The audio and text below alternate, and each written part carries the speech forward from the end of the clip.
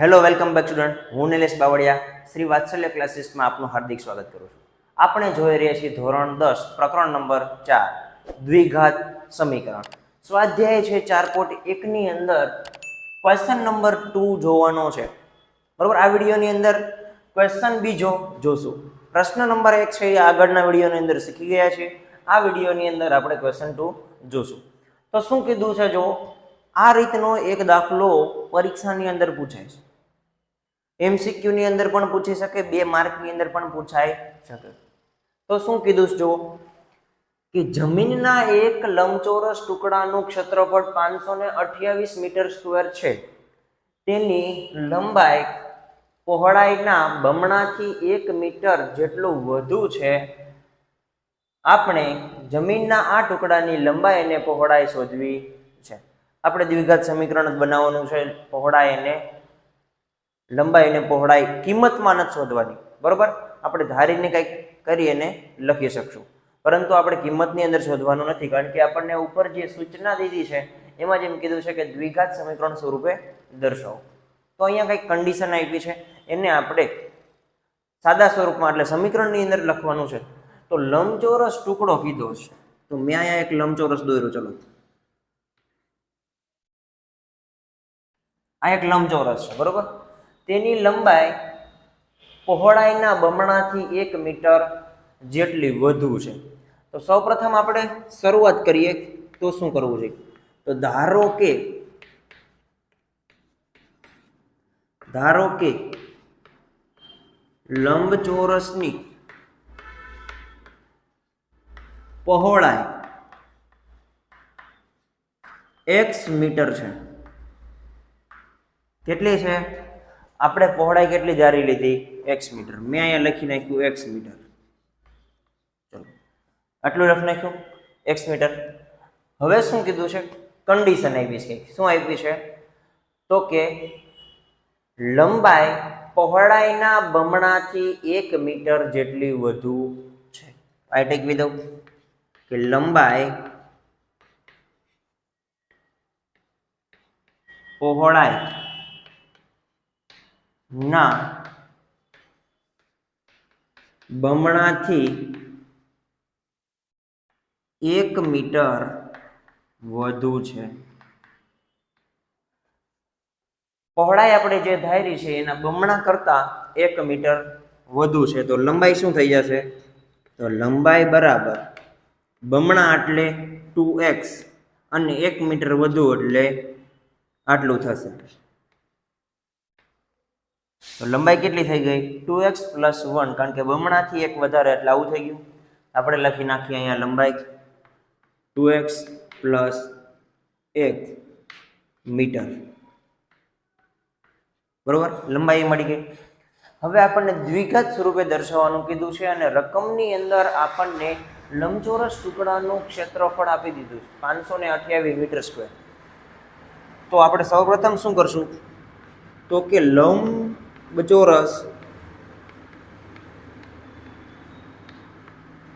ટુકડાનું ક્ષેત્રફળ બરાબર લંબચોરસના ક્ષેત્રફળ શોધવાનું સૂત્ર શું થઈ જાય?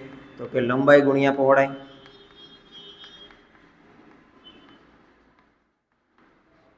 લંબાઈ ગુણ્યા પહોળાઈ. તો લંબચોરસના ટુકડાનું ક્ષેત્રફળ આપણને આપી દીધું છે, તો આપણે એની જગ્યાએ લખશું. કેટલો આપી દીધું? 528 મીટર. 528 બરાબર લંબાઈ આપણી પાસે છે કેટલી છે? 2x + 1 2x + 1 ગુણ્યા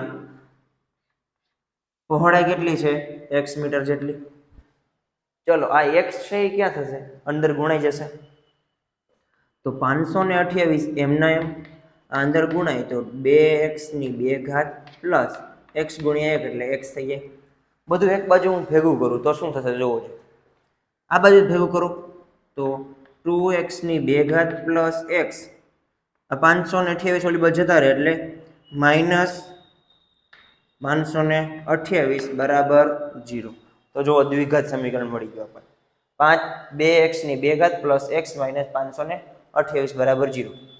તો આપણને માગેલો જવાબ શું હતો? કે દ્વિઘાત સ્વરૂપે દર્શાવો. તો તો દ્વિઘાત સ્વરૂપે દર્શાવી દીધું, બરોબર. આથી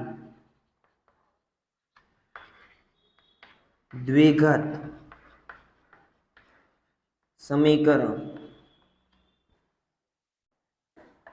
2x ની 2 ઘાત પ્લસ x માઇનસ 528 બરાબર 0 થશે અને લંબાઈ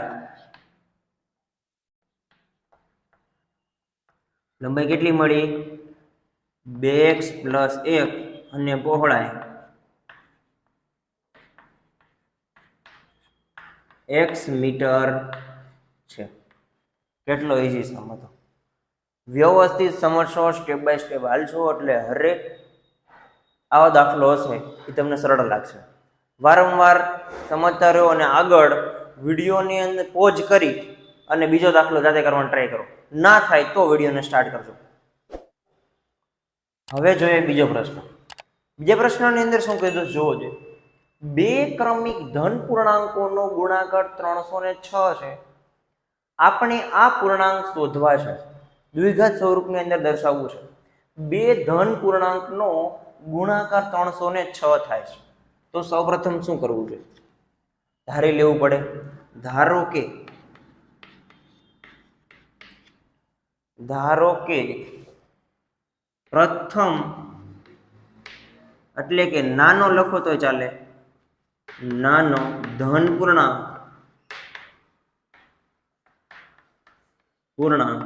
x છે. આપણને ખબર નથી. અને બીજું શું કીધું છે? તો કે ક્રમિક કીધું છે. બે ક્રમિક હોવાથી શું કરશું? અને મોટો ધન પૂર્ણાંક x પ્લસ 1 છે. શું કરવાને? ક્રમિક કીધું. જો પ્રથમ x હોય તો બીજો એના પછીનો જ હોય ને, એટલે એક ઉમેરો એટલે આવે. ક્રમિક હોય તો એના પછી એક ઉમેરો એટલે તરત આવે. તો બીજો આપણે ધારી લીધો x પ્લસ 1. પરંતુ બંનેનો ગુણાકાર કેટલો થાય છે? 306. બંને ક્રમિક ધન પૂર્ણાંકોનો ગુણાકાર કેટલો છે? 306 છે. તો ગુણાકાર એટલે તો કે x ગુણ્યા x પ્લસ 1 બરાબર 306. શું કીધું છે? કે આ બંનેનો ગુણાકાર કેટલો થાય? 306. દ્વિઘાત સમીકરણ બનાવવાનું છે તો અંદર ગુણાઈ જશે. x ગુણ્યા x એટલે x ની 2 ઘાત પ્લસ x એકા x બરાબર 306.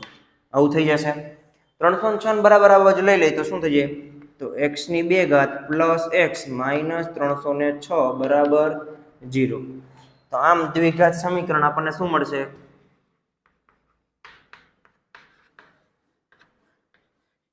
દ્વિઘાત